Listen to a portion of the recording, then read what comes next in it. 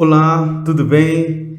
Eu sou Oséia Gomes e eu tenho muita alegria de compartilhar com vocês nesse tempo em que estamos comemorando a Reforma Protestante, uma palestra intitulada Reforma Protestante, as transformações políticas, religiosas, econômicas e sociais.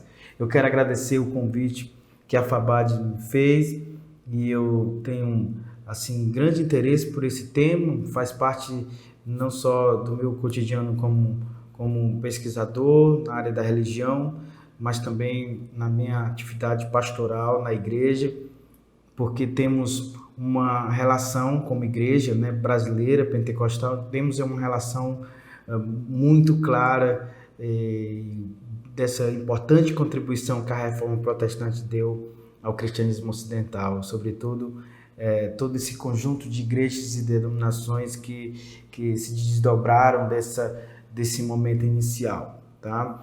Mas antes de entrar propriamente no tema e discorrer algumas coisas que eu gostaria de compartilhar com vocês, eu queria introdutoriamente fazer alguns esclarecimentos que delimitam melhor aquilo que eu quero compartilhar com vocês nessa palestra, tá? A primeira coisa é que quando a gente fala de reforma protestante, nós costumamos tratar esse tema a partir desse enunciado no singular, mas na verdade estamos falando de um movimento, um fenômeno sociocultural complexo, diversificado e plural. A Reforma Protestante, embora tenha na figura de Martinho Lutero, no contexto da Alemanha, o seu momento de irrupção, sobretudo no momento em que ele afixa lá suas 95 teses, né, nas portas lá da igreja de Wittenberg, aquele é um momento que desencadeia uma série de movimentos de reforma em outros lugares,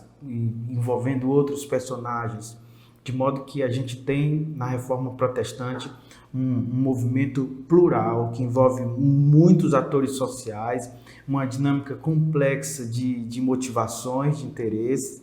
A gente costuma pensar a Reforma Protestante muito exclusivamente sob esse óculos do interesse puramente religioso, espiritual, mas a verdade é que existe um conjunto de motivações e interesses que circunda aquele movimento, sobretudo as autoridades políticas daquele tempo que prestaram apoio, solidariedade aos reformadores, que eram cristãos e tinham claramente uma motivação de resgate de valores cristãos que estavam sendo esquecidos, deixados de lado, mas há também, tangenciando esses homens, uma série de atores, de personagens importantes daquele tempo e que apoiavam por razões totalmente diferentes desses reformadores. A gente vai tentar explorar um pouquinho isso mais à frente, mas é bom tocar isso para a gente perceber o aspecto mais amplo, mais complexo que é a Reforma Protestante.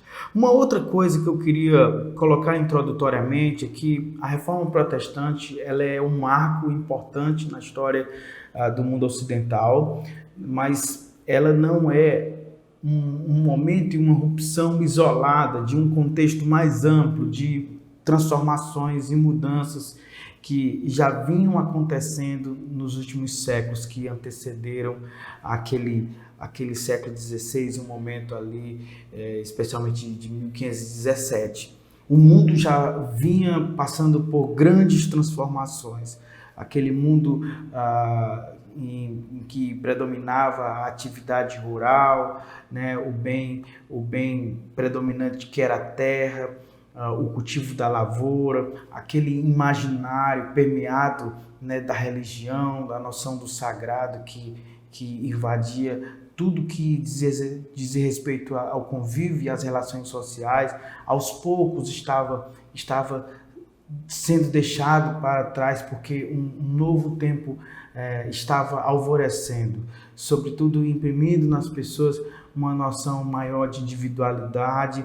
Havia nesse momento já gradativamente um enfraquecimento do poder da religião católica, que era hegemônica, predominante sobre todo o contexto europeu, e a gente tem com isso essas mudanças sendo uma espécie de ambiência, né, de um solo fértil e apropriado para que a reforma protestante acontecesse e de certo modo, significasse a ruptura com a grandeza, como no caso foi, certo? Então, a gente tem isso na história geral, e quem estuda a história geral conhece todos os processos de mudança, especialmente na Idade Média, o escolasticismo, o advento das universidades, o aumento de uma criticidade, né? O Jean Delémaux, um autor francês, ele vai trabalhar muito bem isso, né? Assim, quando ele vai destacar assim, o espírito do tempo como sendo condições básicas, elementares, para que a reforma acontecesse e causasse toda assim, uma série de transformações como conseguiu provocar. Então é importante a gente considerar isso, esse ambiente de mudanças que a Idade Média já vinha vivenciando, o enfraquecimento do poder papal, né, um maior individualismo crescente que vai se desdobrar assim de maneira muito expressiva, sobretudo na Reforma. O advento de uma mentalidade cada vez mais secular, em que Deus e o sagrado e a religião cada vez mais perdia a força e capacidade de responder e explicar e dar conta de todas as questões. Há um autor chamado Charles Taylor, e ele tem uma obra extensa, uma obra muito elogiada, em que ele vai falar dessa era secular e ele vai situar justamente nesse período essas rupturas que vão acontecendo gradativamente, em que a religião ela vai deixando de estruturar, né, a vida e a mentalidade das pessoas do convívio social daquele tempo. É o que a gente poderia chamar de estruturas de plausibilidade. Esse é um conceito muito trabalhado por um sociólogo chamado Peter Berg. E estruturas de plausibilidade, na verdade, fala justamente desse contexto social que permite as condições para intervenções normativas, né, dando plausibilidade a isso. Então, aquele momento permeado de religião, permeado da sacralidade, né, impressa pela hegemonia da igreja cristã, da igreja católica, fazia as pessoas ter na religião assim, o centro da vida delas. O centro da vida delas e era da religião, da atividade religiosa, que se tinha a resposta, a explicação para tudo mais.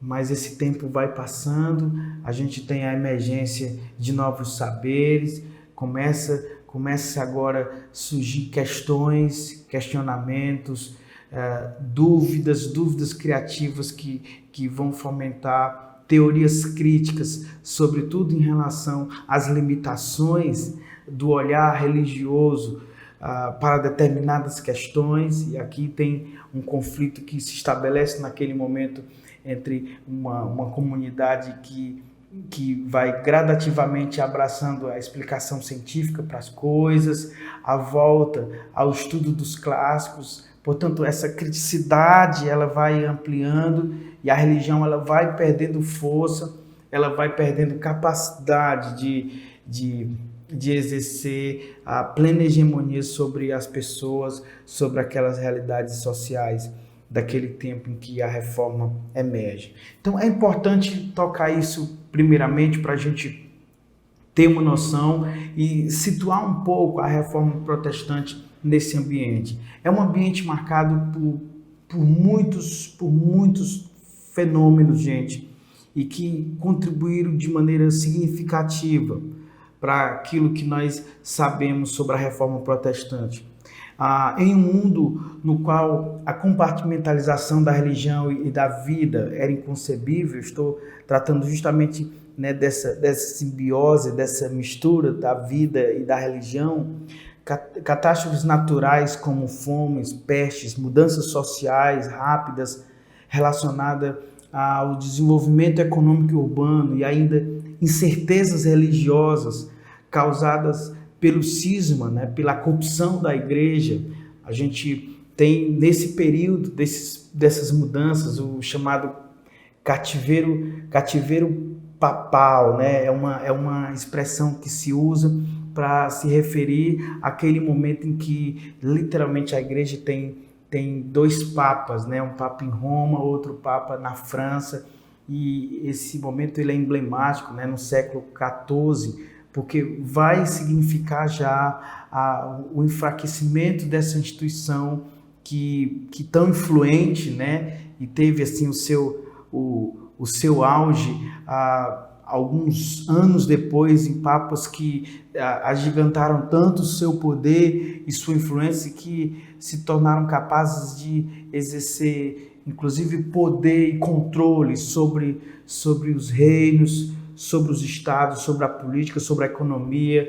Mas com o enfraquecimento da instituição do papado, a gente tem com isso agora esse controle diminuindo cada vez mais e possibilitando as crescentes resistências, objeções que marcavam aquele momento e que permitia essa crescente ruptura de grupos políticos da Igreja Católica e do poder papal. Então esse momento ele é marcante, porque nessa realidade em que a religião ela permeia toda a vida, há um ambiente que vai enfraquecendo isso. Eu vou falar algumas coisas que contribuíram para esse enfraquecimento, como a gente vai conhecer. Muitos dos acontecimentos e desenvolvimentos que contribuíram, né, para esse senso de crise estavam acontecendo simultaneamente. Era um contexto em que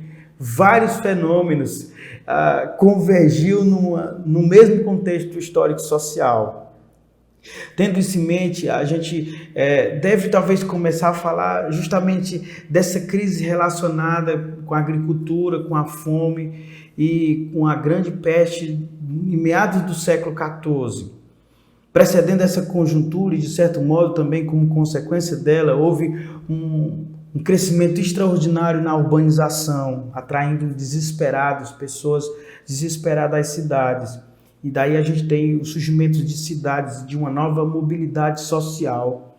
E aqui a gente tem um processo gradativo, né, do surgimento das grandes cidades, e portanto as ideias agora circulando nessa nova organização social. A gente tem um sistema econômico, né? Um sistema econômico baseado no feudalismo, agora sendo cada vez mais superado por novas formas de relações comerciais, econômicas, o surgimento da burguesia, né, o pequeno comerciante nesse alvorecer das cidades. Então há uma mudança econômica que vai criar uma série de problemas e desafios para a igreja, sobretudo porque no contexto do feudalismo, em que o bem predominante eram as terras, as grandes fortunas, as heranças que as famílias passavam umas para as outras. Talvez a mais privilegiada das instituições desse contexto econômico era a Igreja Católica, que era privilegiada por ter muitas terras, né, através de um sistema doutrinário que estimulava as pessoas grandes doações, sobretudo nesse amálgama, né, nessa mistura que havia entre política e religião.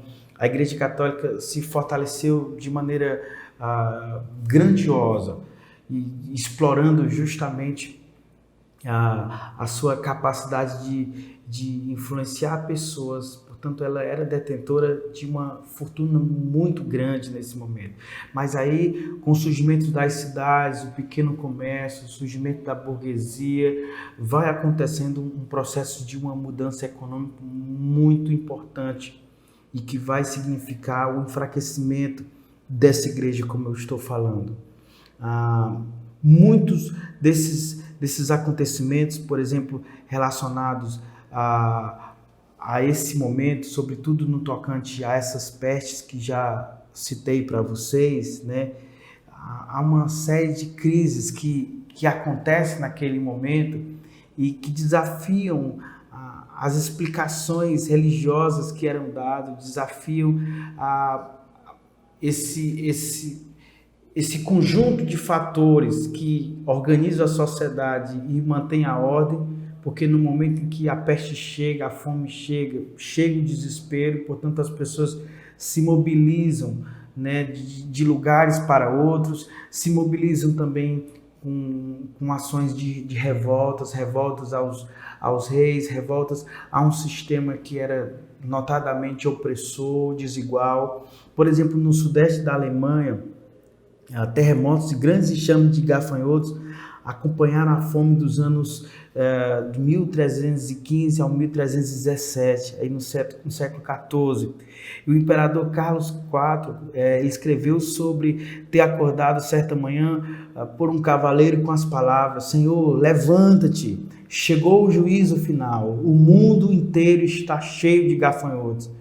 Percebo que esse imaginário permeado pela religião era a fonte e a base de explicação para tudo o que acontecia naquele momento.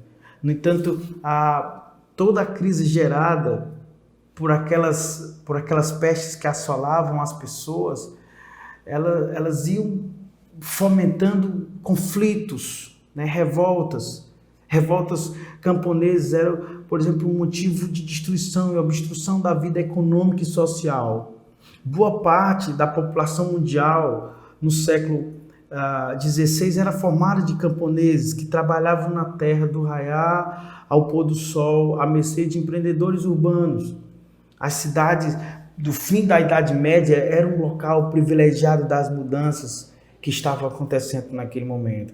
Com respeito à reforma, isso se resume na frase amplamente citada do pesquisador Dickens. Ele diz: a reforma alemã foi um acontecimento ao mesmo tempo urbano, literário, tecnológico e teórico. Estima-se que, no máximo, cerca de 1/5 da população mundial europeia vivia em pequenas e grandes cidades, embora algumas áreas na Alemanha e Holanda contassem com porcentagens maiores dessa população urbana. Então, esse é o processo de mudança que está acontecendo e que vai representar rupturas profundas nesse momento que nós estamos falando, no momento da Reforma Protestante. Um outro aspecto, né, para além desse fator econômico, desse fator, né, social, no tocante às questões sanitárias, da saúde das pessoas, esses conflitos que estavam postos, né, sobretudo em função de revoltas, você tem também a emergência de um novo momento, sobretudo por conta da imprensa. E essa foi uma invenção importante e que vai significar um marco de ruptura e de transformações profundas no mundo a partir de então. Como certa concentração de novas ideias, né? Cidades se preocupavam com a comunicação e por isso também com a expansão da educação a leigos. Pouco antes da reforma, o número de universidades europeias havia aumentado de 20 para 70, em virtude do esforço de monarcas, príncipes e comerciantes ricos. Percebo que já há um investimento maior na construção de novas universidades, a circulação de ideias, de saberes, vai criando um ambiente novo e totalmente diferente daquele que nós conhecemos no início da Idade Média. A Universidade de Wittenberg, por exemplo, ela foi fundada pelo príncipe Frederico, né, o Sábio, em 1502. Uma estimativa conservadora sobre o índice de alfabetização sugere que 5% da população geral e 30% da população urbana sabiam ler por volta do início do século XVI.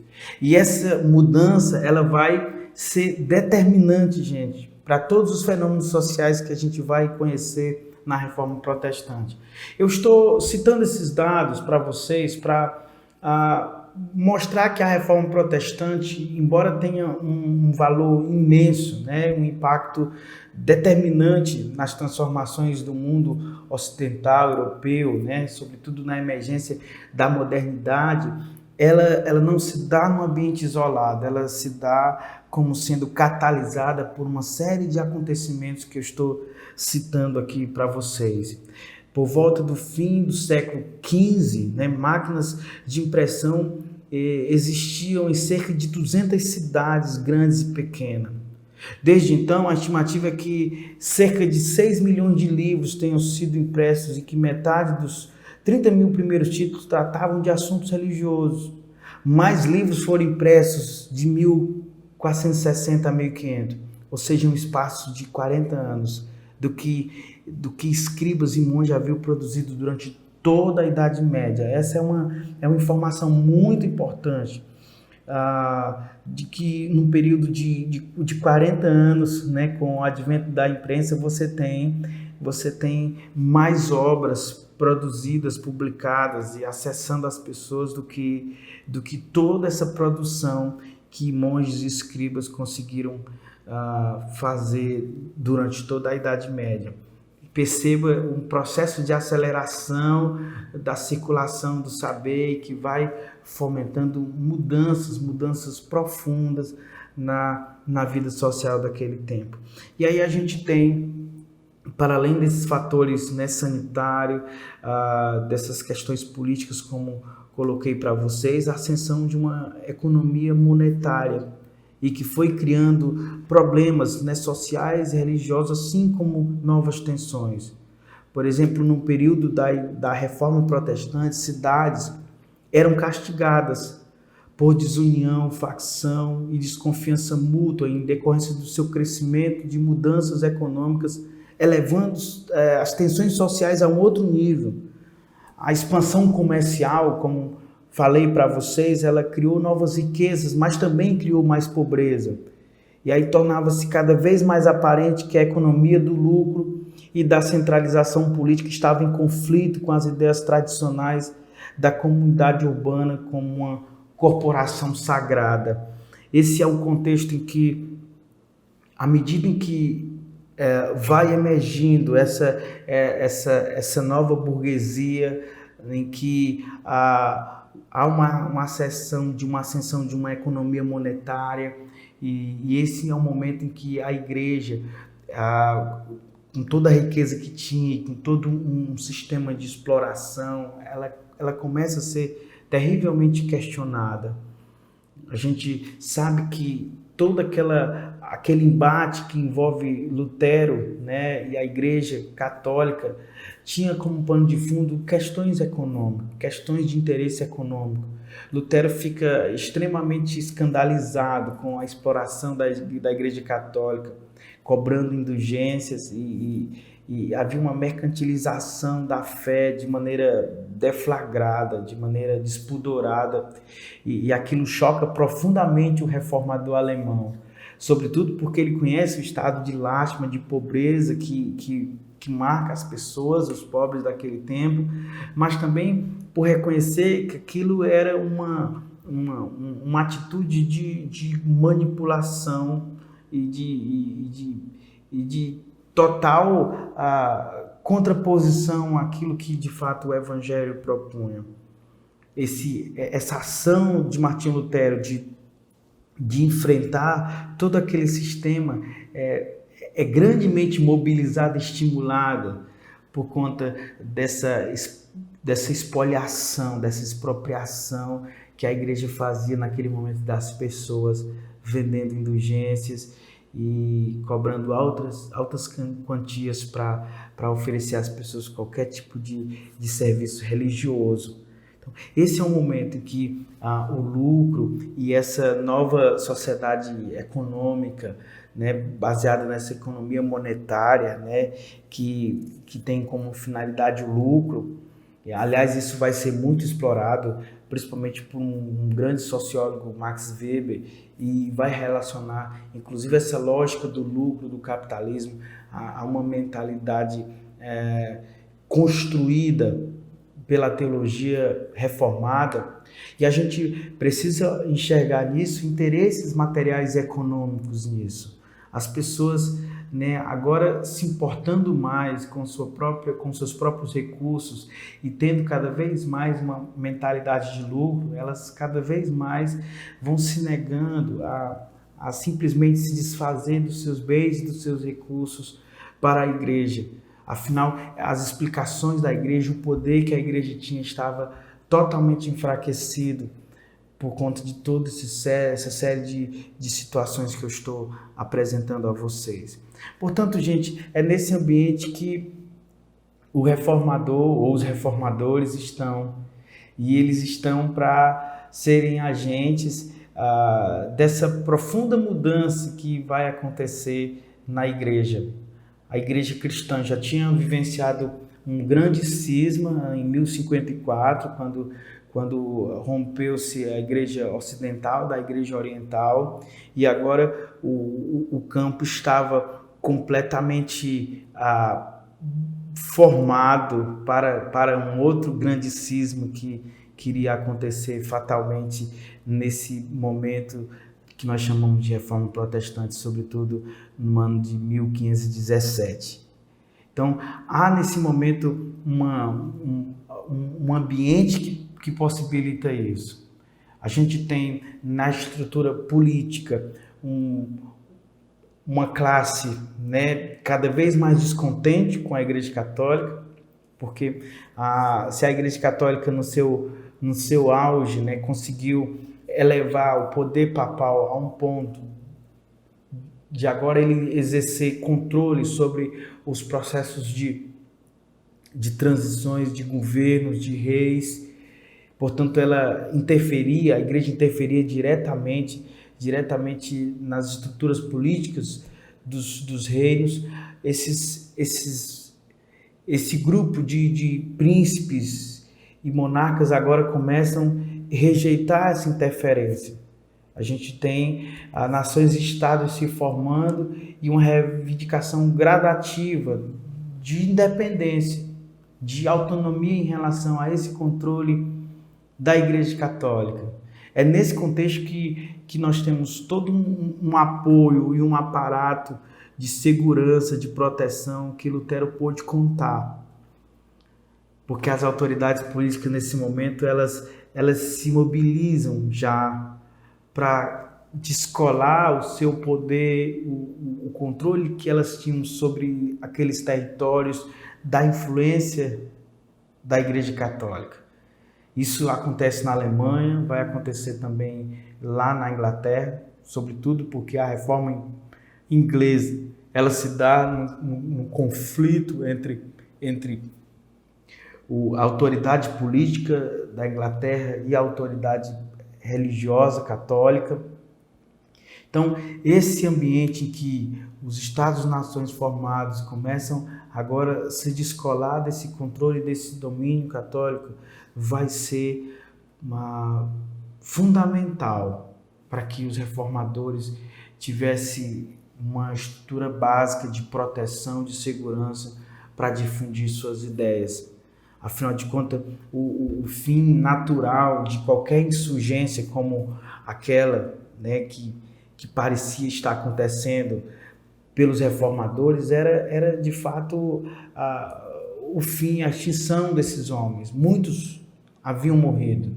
Vocês conhecem a história que nós costumamos chamar os pré-reformadores, né? John Hus, Savonarola.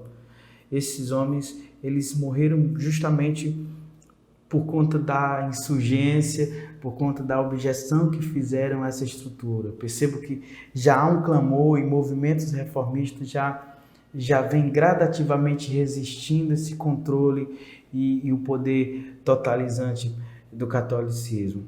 Mas no meio de tudo isso a gente tem um movimento e um fenômeno muito importante chamado Renascença. E eu queria dar um destaque para a Renascença porque a Renascença vai significar uma virada cultural muito importante, tá? Muito importante no mundo a partir do século XV e que vai possibilitar a circulação de ideias e, sobretudo, uma profunda revisão nas ideias que circulavam e que eram transmitidas às pessoas através da igreja. Porque a Renascença, por ser um movimento de renascimento da cultura, de volta às obras clássicas, isso cria um estímulo naquele momento a se dirigir para aquilo que os textos falavam, os textos no seu ponto embrionário, lá no passado. E com isso você tinha um movimento de romper com uma mediação estabelecida e que foi gradativamente se tornando uma estrutura quase que totalizante da compreensão e da interpretação das próprias escrituras. E esse era o estado desse momento da relação do católico com as escrituras. A tradição que foi se construindo a partir da ideia, né, de um processo de transição, de transmissão dos apóstolos aos pais, chegou naquele momento já como uma instituição que monopolizava o acesso às escrituras, monopolizava o entendimento e a compreensão das escrituras. E a Renascença foi de grande importância para literalmente reviver, ou fazer reviver as obras clássicas, aquilo que tinha sido produzido nos séculos passados, dando acesso às pessoas a compreensões que confrontavam aquilo que estava estabelecido naquele momento pela Igreja Católica. Então, esse interesse pela recuperação de obras literárias, estudar as obras no original, foi sumamente importante para a Bíblia recuperar um lugar de importância e de primazia. Afinal de contas, ela estava completamente inacessível às pessoas.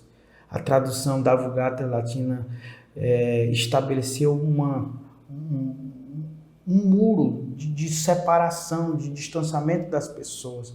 Afinal de contas, as pessoas não entendiam, né, de outros estados, de outras nações não entendiam o latim e não havia nenhum interesse que elas entendessem, porque esse era o idioma em que a Bíblia estava traduzido. Não só a Bíblia traduzida, mas a própria atividade litúrgica era no latim, portanto as pessoas estavam completamente alienadas do que de fato acontecia. E a Renascença, ao despertar o espírito das pessoas para estudar os originais, para voltar aos clássicos, ela traz a possibilidade das pessoas terem acesso a esses textos. Isso foi de grande importância para os reformadores, sobretudo a causa que eles vão abraçar e vão lutar até o fim por ela, que é da Bíblia agora ser acessível a todas as pessoas.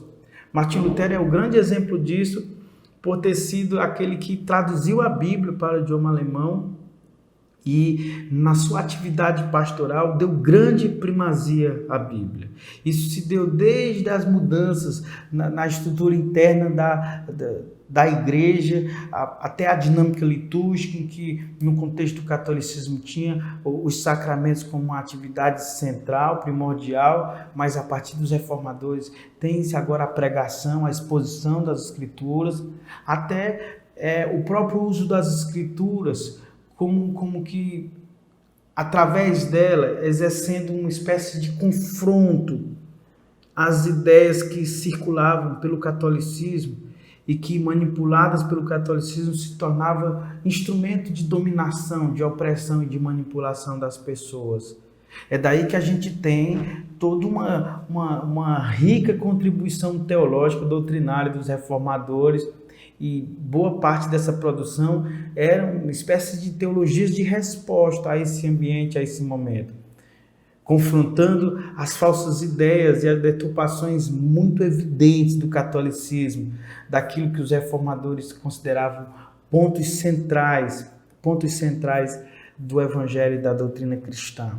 Então, é importante, gente, citar a Renascença como esse marco que cria esse acesso às escrituras, e a escritura agora na mão das pessoas, será determinante para o alvorecer de uma nova mentalidade em relação a Deus, em relação à fé. E aí eu queria, já indo para a reta final da minha fala, destacar algumas contribuições importantes que a Reforma Protestante faz no mundo, né, naquele mundo europeu ocidental. Eu queria destacar três coisas, partindo de uma base comum que estava presente naquilo que os reformadores produziram e pensaram, certo? Essa base comum diz respeito à relação com a criação. Se na Igreja Católica aquilo que se produzia culturalmente precisava estar eivado de um conteúdo religioso, e a gente tem isso muito presente na Idade Média, né? As artes, a música, tudo que se fazia com esse componente da religião.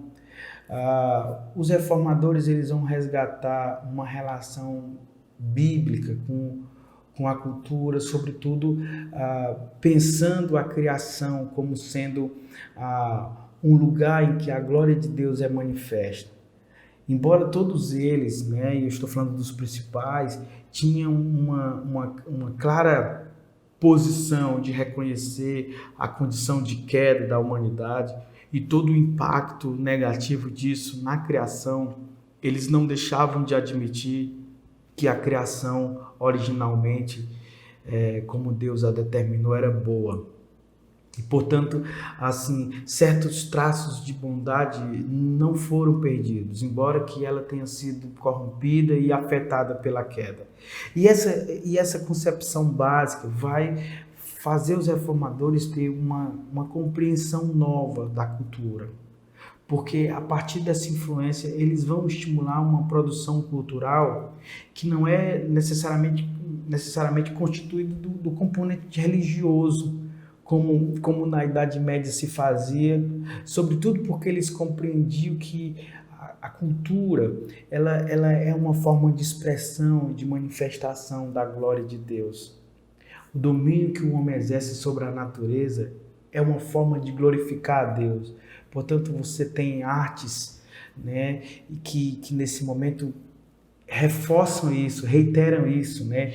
Há uma riqueza, por exemplo, da arte musical, sobretudo através de Lutero, que reforça a ideia de uma produção cultural que tem como finalidade a glorificação de Deus.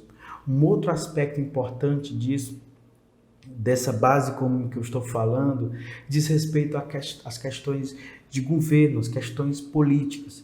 Porque os reformadores, eles acreditavam que nenhum governo terreno pode se apropriar de uma espécie de controle absoluto e total. Por defender a glória única e devida a Deus, eles acreditavam que nenhum ser humano pode reivindicar para si essa honra. Portanto, eles renunciavam e negavam tremendamente aquela estrutura social trazida por tanto tempo pela Igreja Católica e reforçavam com isso uma mentalidade que aos poucos ia constituir-se a base, o lastro do que nós conheceríamos depois como Estado laico. A religião tendo o seu lugar, tendo um papel importante, mas se atendo a uma espécie de domínio que não se pretende ser totalizante, que não se pretende ser hegemônico sobre todo o conjunto da sociedade. Esse é um aspecto muito importante que a gente precisa destacar nessa percepção dos reformadores. Uma terceira percepção que eu queria colocar diz respeito à própria dinâmica e estrutura social que se forma e se molda a partir da influência dos reformadores. Porque diferente do mundo que antecedeu a reforma, né, em que toda a realidade, todo o imaginário é permeado por essa estrutura básica da religião, os reformadores eles vão agora instituir uma mentalidade gradativa, em que as pessoas podem ter acesso à educação, em que a expansão do conhecimento é bom. A religião, embora tendo um papel importante e representando o ideal de Deus, né? O ideal de Deus para as pessoas, porque tudo é para a sua glória, mas ela não detém a capacidade de olhar e dar explicação para todas as coisas. Os reformadores, eles vão estimular o advento aí de descobertas e percepções muito importantes para a modernidade, sobretudo no âmbito da filosofia, da ciência. Afinal de contas, a criação, a natureza está posta para ser um instrumento de louvor e de glorificação a Deus, e explorá-la, desenvolvê-la, fazer o conhecimento agora se tornar crescente, ampliar-se. É uma forma de glorificação a Deus, de honrar a Deus e de servir as pessoas. Os reformadores, eles vão fazer altos investimentos na educação das pessoas. Você tem todo um grande legado, vocês vão encontrar muito dessa contribuição da reforma protestante à educação. E eu poderia citar muito disso, mas a minha proposta é apenas fazer um sobrevoo nesses aspectos mais gerais, como estou tratando com vocês. E aí, em quarto lugar, a reforma protestante, ela provoca uma grande transformação no mundo religioso, sobretudo no mundo cristão ocidental. Porque ao significar a partir dali uma ruptura, você tem, a partir de então, a Igreja Católica seguindo o seu curso, logo em seguida, né, tendo um grande concílio em que ela reage à reforma protestante e reafirma aqueles dogmas que eram muito caros. E, portanto, nesse movimento de contra-reforma, a gente tem no catolicismo uma espécie de recrudescimento, né, dos seus ideais, dos seus valores. Você tem toda uma mobilização de expansão e divulgação da fé católica a partir de companhias. A gente vê isso muito presente nesse contexto de expansão, né, e de conquista de territórios ainda não conhecidos. Basta a gente entrar aqui nessa discussão das colonizações, nessa parceria estabelecida entre a Igreja Católica e os governos, né, e o poder político que agora fazia suas expedições marítimas para descobrir novos territórios e exercer domínio e controle sobre esses territórios. O Brasil é um exemplo desse. Mas a gente tem, nesse contexto da reforma protestante, dos protestantes, uma ramificação muito difusa de movimentos e igrejas. A princípio você tem, no contexto alemão, o luteranismo, você tem na Suíça, né, a emergência dos reformados, sobretudo na aliança de Calvino, Zwinglio. Você vai ter lá na Inglaterra, né, a reforma do rei Henrique, e a partir dali é uma base para a emergência de novos grupos que vão surgir na Inglaterra. Logo em seguida você tem a Nova América, né? E nos Estados Unidos você tem uma emergência agora de grupos religiosos vindo da Inglaterra, e é exatamente nos Estados Unidos que vai ser o nascedouro, sobretudo já agora no final do século XIX para o início do século XX, um movimento que vai exercer grande impacto e grande influência sobre a cristandade, que é o movimento pentecostal como nós conhecemos. É impossível não relacionar o pentecostalismo à reforma protestante, sobretudo porque há uma relação histórica, há um fio que nos liga nessa bifurcação que se estabelece a partir de 1517. De um lado a Igreja Católica, do outro lado a Igreja Protestante. A Igreja Protestante na sua diversidade de ramificações. E eu queria apenas fazer esse fio de ouro para que vocês entendessem um pouco como a gente se liga nesse conjunto de grupos e movimentos que vão desde a Reforma Protestante até ao que nós conhecemos movimento pentecostal. Lá, ainda no contexto da Alemanha, com a morte dos reformadores, sobretudo Lutero, o luteranismo vai vivenciar um período de recrudescimento, certo? Um período de muita aridez teológica. Foi um momento em que se elaborou grandes, extensos manuais de teologia, e é esse momento que os historiadores chamam de escolasticismo protestante. Esse escolasticismo protestante provocou uma reação que se tornou conhecido como pietismo, e o pietismo foi exatamente um movimento de restauração da piedade, do fervor espiritual. Isso porque percebia-se nesse luteranismo enrijecido, né, profundamente rígido, manualístico, um distanciamento da piedade, um distanciamento do fervor, da espiritualidade, da oração. Portanto, o pietismo reage a isso. O pietismo vai ser um movimento que exercerá importante influência sobre um outro grupo chamado os morávios, certo? Esses morávios, eles vão exercer importante influência sobre um outro importante líder inglês chamado John Wesley, que é o pai do metodismo. John Wesley, embora estivesse ali no contexto da igreja anglicana, da igreja inglesa, ele está inconformado com o estado e a situação daquela igreja naquele momento, e ao ter contato com os morávios, John Wesley vai experimentar uma renovação espiritual, e essa experiência vai fomentar em John Wesley um estado novo, de agora um líder renovado, e que exerceu um impacto profundo sobre a sociedade inglesa do seu tempo. É do seu labor ministerial que vai surgir o grupo que nós chamamos de metodismo. Esse grupo tem um ímpeto evangelístico muito forte, se desloca para a Nova Inglaterra para evangelizar as colônias, e é justamente numa igreja metodista, numa escola de um pastor metodista chamado Charles Parham, que nós conheceremos a primeira experiência de batismo com o Espírito Santo, e é dali que começa o movimento pentecostal, justamente por esse pastor metodista lá em Kansas. Alguns anos depois, 4, 5 anos depois, esse movimento vai se tornar mais conhecido numa igreja batista pequena, um pastor chamado William Seymour, em Los Angeles, vai se difundir para Chicago através de um pastor Charles Durham, que recebeu essa experiência lá da Rua Azusa.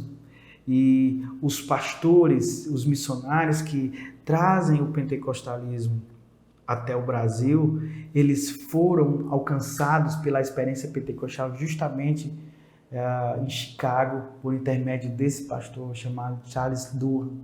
Então, percebam o caminho e o trajeto que eu estou fazendo para vocês perceber que há uma ligação histórica, né? Isso sem falar na ligação das ideias, né? Das ideias, da mentalidade que é trazida através da reforma, né? As chamadas 5 solas, né? Sola Cristo, sola graça, somente a graça, somente Cristo, somente a fé, somente as Escrituras, e a glória somente a Deus, o sacerdócio universal de todo cristão, que tem talvez no pentecostalismo sua expressão mais viva, mais real, certo? Então são aspectos que permeiam o imaginário e a mentalidade dos cristãos de igrejas históricas, de igrejas pentecostais, e essa foi a grande transformação religiosa, sobretudo no meio protestante, que a reforma protestante causou.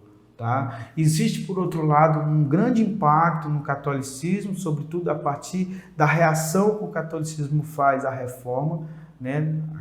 Aquela reação que ficou conhecida como contra-reforma, né? Sobretudo naquele grande concílio, o Concílio de Trento, mas aí não é a questão para a gente tratar aqui nesse momento.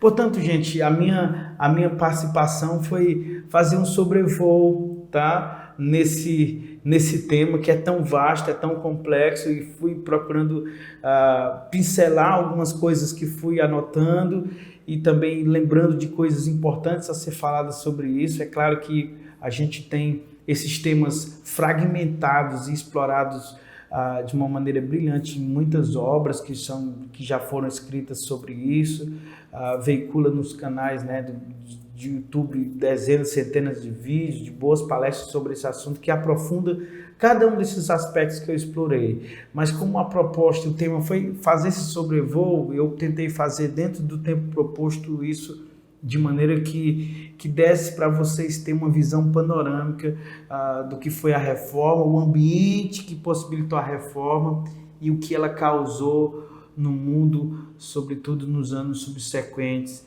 à vida e à obra dos grandes reformadores, tá bom? Eu quero agradecer a FABAD pela oportunidade de participar e transmitir a vocês essa palestra.